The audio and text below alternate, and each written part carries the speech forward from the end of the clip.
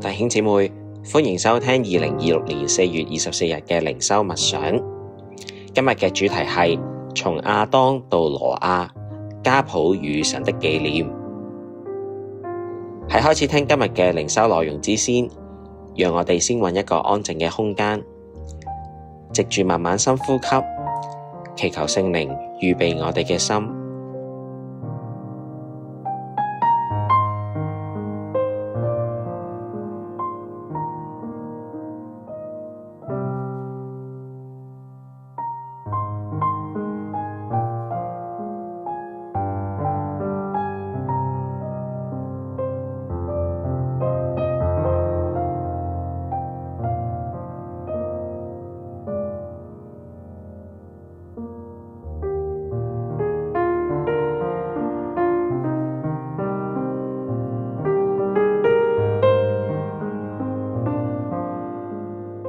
經文，今日讀嘅經文係出自創世記5章1至32節。這是亞當後代的家譜。當神造人的時候，他照着自己的形象造人，他造男造女。在他們被造的日子，神賜福給他們，稱他們為人。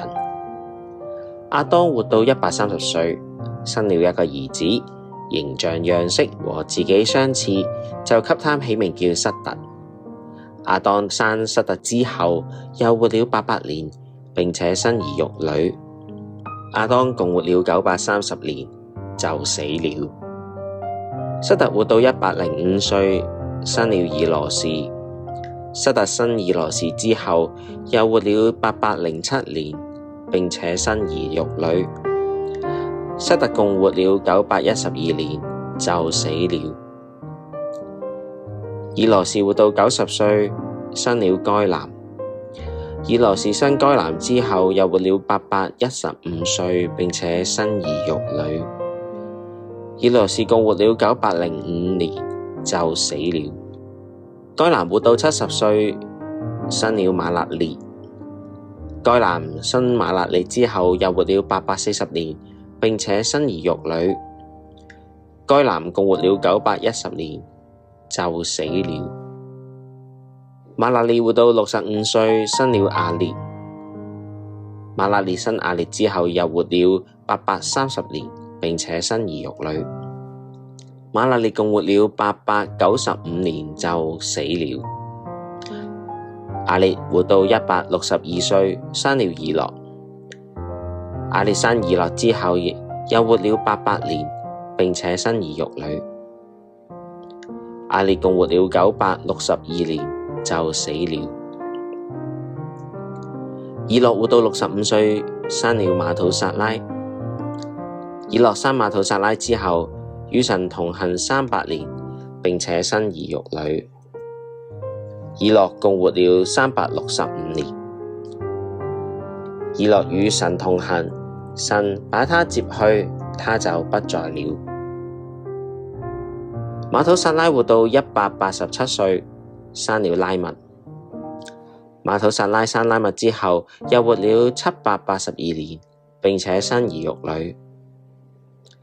瑪土撒拉共活了969年，就死了。拉麥活到182歲，生了一個兒子，給他起名叫挪亞，說：在耶和華所咒詛的地上，這個兒子必使我們從工作和手中的勞苦得到安慰。拉麥生挪亞之後，又活了595年，並且生兒育女。拉麥共活了777年，就死了。挪亞活到500歲，生了閃、含和雅弗。觀畫，弟兄姐妹，讓我哋一齊觀賞15世紀嘅一幅畫《耶西樹》。呢幅畫所描繪嘅就係馬太福音所記載嘅耶穌家譜嘅節錄。喺開始導航默想之前，讓我哋先靜靜咁樣觀賞呢幅畫作，睇睇呢幅畫係以乜嘢形態嚟描繪耶穌嘅家譜，又睇下有邊啲人物係你認得出嘅呢？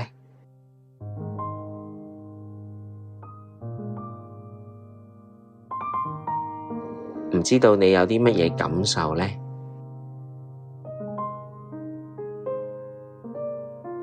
唔知道天父通過呢幅畫想同你講啲乜嘢嘢呢？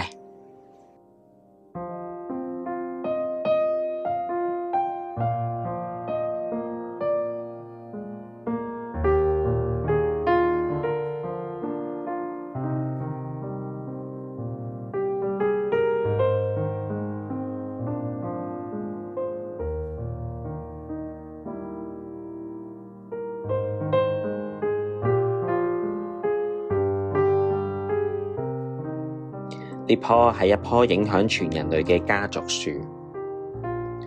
喺樹嘅底部有瞓着咗嘅約瑟，而約瑟正好係喺夢中得到天使嘅啟示，知道瑪利亞所懷嘅胎係從聖靈嚟嘅。但係有一棵樹將要從佢而延伸，直穿到樹嘅頂部。喺嗰度有幾位衣着光鮮嘅人物。我哋未必認得喺嗰度嘅其他角色，但一定會認得瑪利亞以及佢所抱住嘅 BB 耶穌。冇人能夠估到呢個 BB 將來會成為萬人嘅救主，為全人類帶嚟真正嘅平安同埋安慰，所以連天使都要朝拜佢。雖然我哋未必認得喺嗰度嘅其他角色，但係裏面有唔少都係頭戴皇冠嘅，因為佢哋都係耶西之子大衛王嘅後代。當我哋仔細咁數一數嘅時候，我哋會發現呢棵樹唔計瑪利亞，其實一共有14個人物，包括埋耶穌同埋約瑟。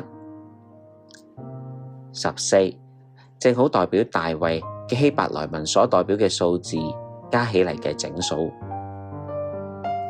因為希伯來文裏面 D 代表4， V 代表6，再加埋另外嘅 D， 加起嚟就係14啦。呢幅畫嘅用意不言而喻，耶穌就係猶太人引頸以待嘅彌賽亞，係佢哋期待能夠拯救佢哋民族脫離苦難嘅新君王。喺啱先嘅經文嗰度，創世記嘅作者陳述咗亞當後代嘅發展。受住罪惡嘅影響，人即使喺地上活得長久，終究都係要面對死亡。直到挪亞出世嘅時候，佢嘅名字帶住人類深深嘅渴望，在耶和華所咒詛的地上，這個兒子必使我們從工作和手中的勞苦得到安慰。但人要徹底擺脫因為犯罪背離神所帶嚟嘅破壞，人仲係無能為力。偏偏神子耶穌基督嘅誕生，卻為人間帶嚟真正嘅安慰。但問題係，人願唔願意信靠佢，歸向佢，配合佢嘅救贖計劃而活呢？思想祈禱，從屬靈嘅意義上嚟睇，當我哋歸信耶穌嘅嗰一刻起，我哋都成為咗亞伯拉罕嘅子孫，成為咗呢棵樹嘅一份子。今日我哋願意信靠耶穌基督，配合佢嘅救贖計劃而活嗎？我哋願意成為呢棵樹嘅一份子嗎？祈求主耶穌幫助我哋睇到自己正係呢棵耶西樹嘅一份子，激發我哋致力配合耶穌嘅救贖計劃而活。